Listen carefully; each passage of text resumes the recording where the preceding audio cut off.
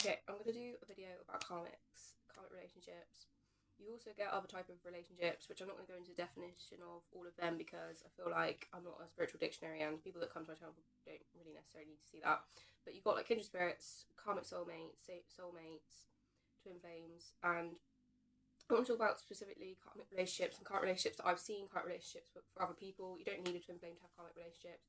Why karmics happen, how to overcome karmics, my opinions and what I've seen on whether you need karmics, can you just get through life without them.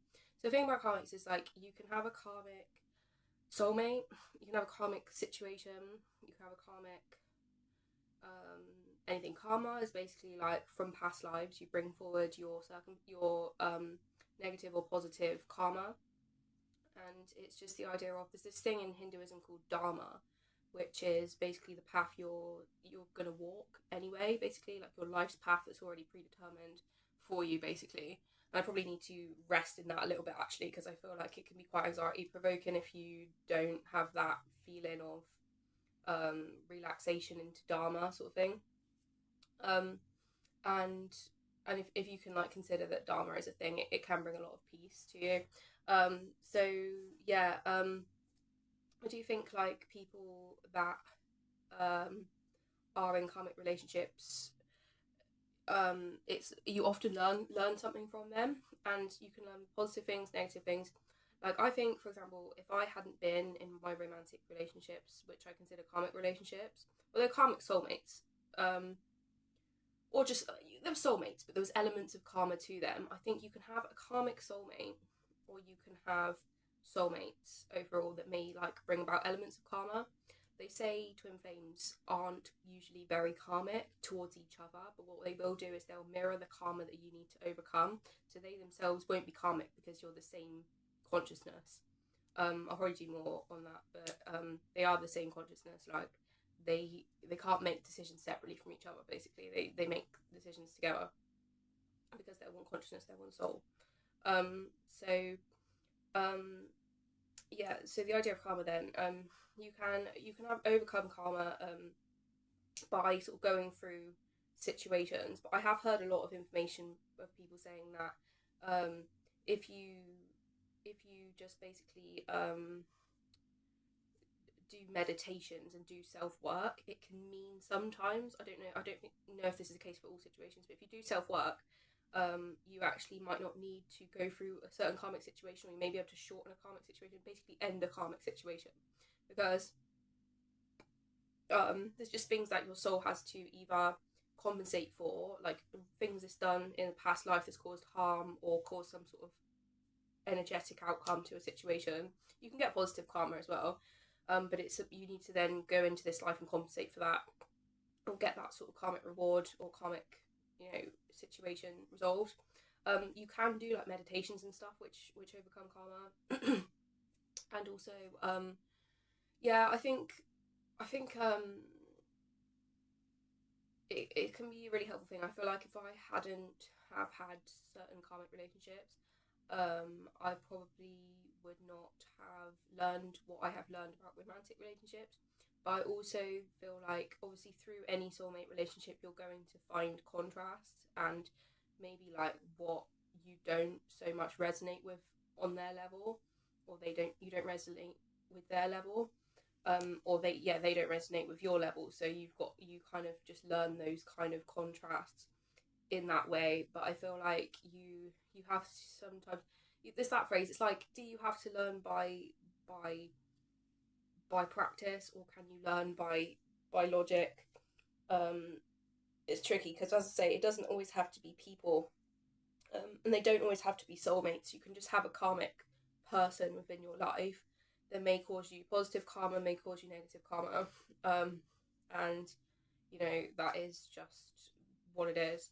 I mean, thinking really, I've never really thought about it in this way, but I feel like if you are living in a certain area and you kind of have the same resonation of different people in your area, it may be that you've had past lives with them and you are mutually gaining positive karma from each other because of a positive situation that came out of a past situation or something. I don't know, it's just an idea. Obviously, it could just be that you will. I don't know. I'd have to do past life regression into looking into that. And when you do past life regression as well, it can bring about some level of clarity on why your life circumstance may be as it is. Because what I think you can sell yourself short by doing is actually being in a present day circumstance and not understand why it's going so negatively for you. But then if you do past life regression, sometimes you can think, oh my god, I've met this person in a past life and I did this to them. Or it actually has given me some resolution to think, though, because some people I've spoken about more I've spoken a little bit about, like, reptilian type people that kind of want to cause chaos to the planet, basically.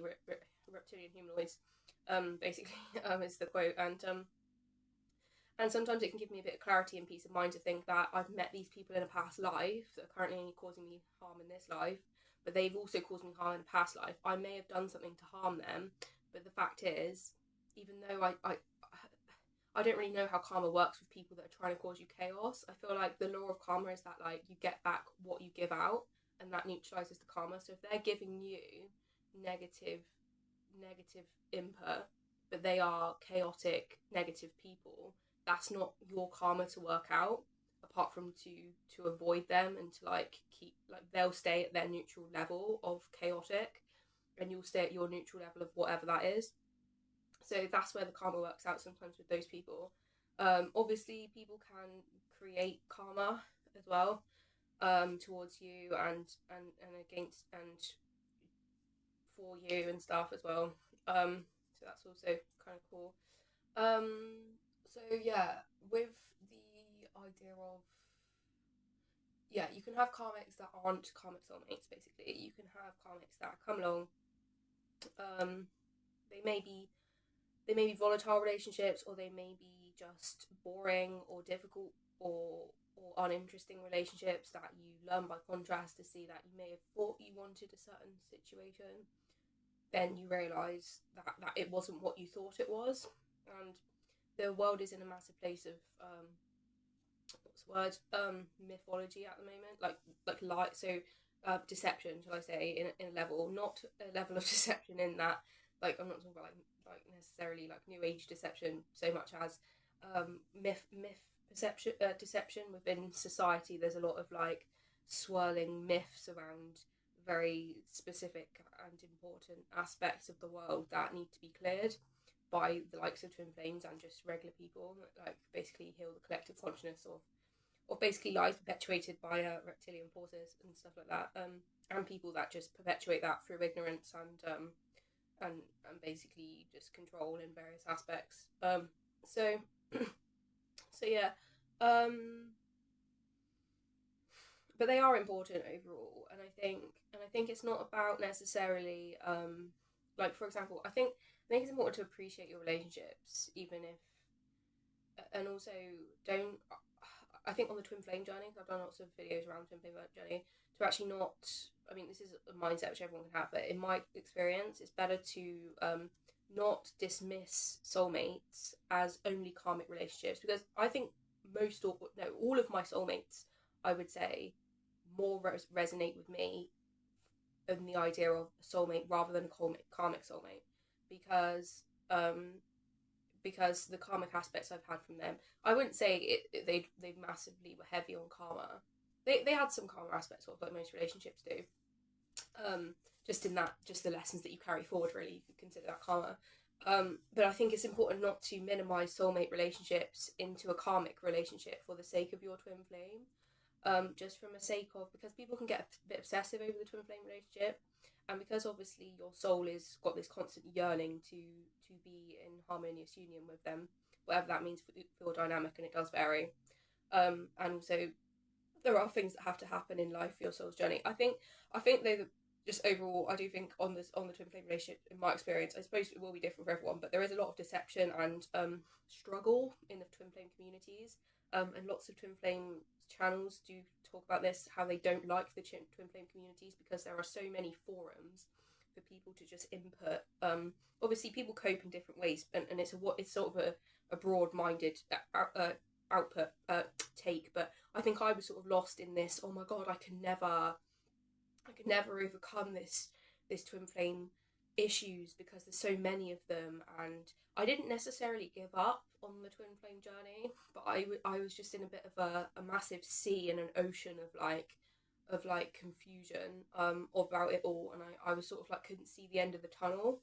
But I think when you start to do some work, you notice that the karma you've overcome in past lifetimes actually, like, you are up to date to a level, overcoming karma and overcoming life issues, but you just have to work through the karma from like potentially your past life or like a few past lives overall, but you don't have to like overcome your entire existence worth of past lives, which is how it can seem to some twin flames that are like, oh, I can never really like my twin flames, there's just way too much going on, there's way too much that's happened, and you know, there's all this plethora of things, and people get very, very emotionally triggered by it all.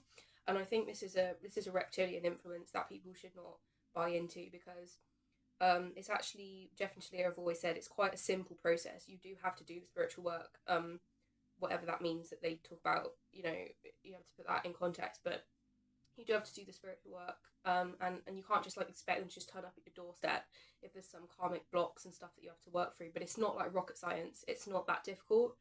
And there's not that much to do really. It's like, it's a bit of a project to sort of overcome, but and it can take as long as it's supposed to take for you in that connection in terms of the separation and stuff, but it's definitely feasible to move forward in that connection in a stable way, especially once you've got like tools to manage it functionally from day to day. Because I think the tools thing was a massive thing for me, and obviously, to be fair though, I have been on a twin flame journey with at least one of my twins for 10 years, to be fair, not knowing that they were actually my twin, to be fair. And to be fair, I must have accumulated quite a lot of like tools in that time, to be fair. So people just meeting their twin, I can understand why it takes them quite a while, because I'm like, oh, you know, well, I literally just remember, like, realised someone was my twin about 2-3 years ago. Well, no, sorry, about 1 or 2 years ago. I've got 3 altogether, plus myself, so 4 altogether in our set, but I've incarnated both in this lifetime. But and I'm like, I'm getting a little bit cocky about like, oh, just come on, just like, it's not that complicated. But I suppose I have been on the journey for quite a while, and obviously, and I do think everyone has a specific amount of karma. Like everyone's twin flame is probably the same amount of karma and issues, just in a relative way, to overcome before they can be in harmonious union, which is actually quite an encouraging thing for me to actually remind myself of, to be honest with you, because I am in union with one of my twin flames, or maybe two. Let's say I'm in union with 1.5. I don't know. I don't really, because I've fallen out of union with them a couple of times and stuff. Where I've been in probably harmonious union with them in different aspects at different times. That's not harmonious union. That's falling into harmonious union, but it's not maintaining it. So yeah, that's quite encouraging, really, because you can feel really like, especially when one of your twins blocks you, you can go to the dark night of the soul, and you can really have this feeling of like perpetual doom, especially when you're like overcoming past life traumas and stuff, and things like that. And you can sort of like have this feeling of like, oh, it's never going to end, like, you know, there can never be a resolution, I can never find the sort of outcome, what my soul's looking for, and I'm just consistently going to live in this ridiculous level of emotional pain my entire life and stuff.